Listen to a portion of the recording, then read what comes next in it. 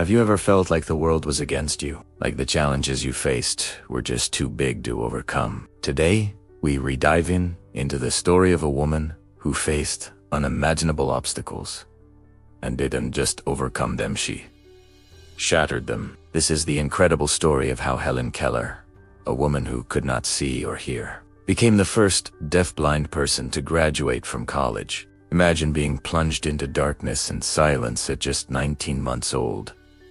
This was Helen's reality. A mysterious illness, likely meningitis or scarlet fever, robbed her of her sight and hearing, leaving her isolated in a world she couldn't comprehend. For years, she was a frustrated, untamed spirit, unable to communicate, trapped within her own mind. Her family was desperate, not knowing how to reach the bright child they knew was locked inside. Then, a miracle arrived in the form of a 20-year-old teacher named Anne Sullivan. This was the turning point that would change not only Helen's life, but history itself. Anne, who was herself visually impaired, understood Helen's frustration in a way no one else could. She was patient, persistent, and utterly determined.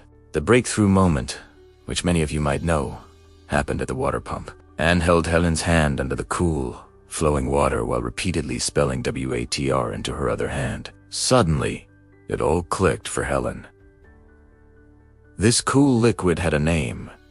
Everything had a name. In that single moment, the world opened up. Language flooded into her mind, and her thirst for knowledge became unquenchable. Helen later wrote, "That living word awakened my soul, gave it light, hope, joy, set it free." From that day forward, Helen's education progressed at an astonishing speed. She learned to read Braille and to write using a special typewriter. But Helen's ambitions didn't stop there. She dreamed of something that seemed utterly impossible for someone with her disabilities.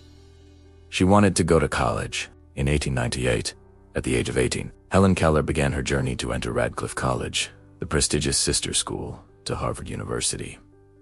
Think about that for a second. Most of us find college challenging enough with all our senses intact. Helen was preparing to compete with the brightest young women in the country without being able to see the blackboard or hear a single lecture. The entrance exams were a monumental hurdle. The tests had to be transcribed into Braille, and her answers, typed on her typewriter, had to be transcribed back for the examiners. Anne Sullivan was by her side constantly, spelling the lecture notes and textbook content into her hand, letter by letter, for hours on end. It was a physically and mentally exhausting process for both of them.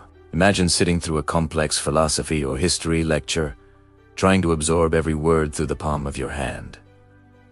The sheer concentration required is mind-boggling. There were many doubters. People whispered that it was a publicity stunt, that it couldn't be done. Some even questioned the integrity of her work, suggesting Anne was doing the thinking for her. But Helen was driven by a fierce intelligence and an iron will. She was determined to prove that a disability was not a barrier to intellectual achievement. She wasn't just doing this for herself. She was doing it for every person who had ever been told they couldn't do something. Her time at Radcliffe was incredibly demanding. She had to learn French, German, Latin, and Greek, all through fingerspelling. She studied history, literature, and philosophy. While other students could skim through books, Helen had to have every single word spelled out for her. The sheer volume of reading was immense. Sometimes, Anne's own eyes would become so strained that they had to find volunteers to help. But they never gave up.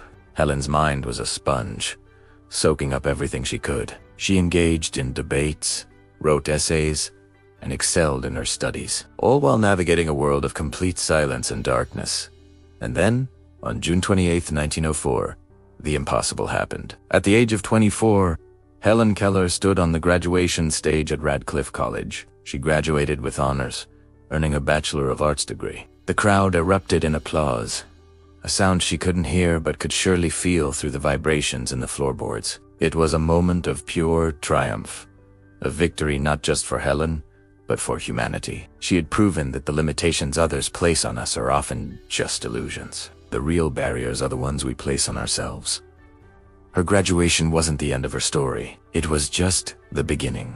Helen Keller went on to become a world-renowned author, a political activist, and a tireless advocate for people with disabilities. She traveled to over 35 countries, inspiring millions with her story and fighting for social justice. She co-founded the ACLU and campaigned for women's suffrage and workers' rights. She showed the world that a person should be judged not by their physical abilities, but by the content of their character and the power of their mind. So, what can we take away from Helen Keller's extraordinary achievement? Her story is a powerful reminder that perseverance, determination, and the right support system can help us overcome anything. It teaches us that communication is the key that unlocks the human spirit. And most importantly, it shows us that our potential is not defined by our circumstances, but by our courage to defy them. The next time you feel overwhelmed by a challenge, remember Helen Keller.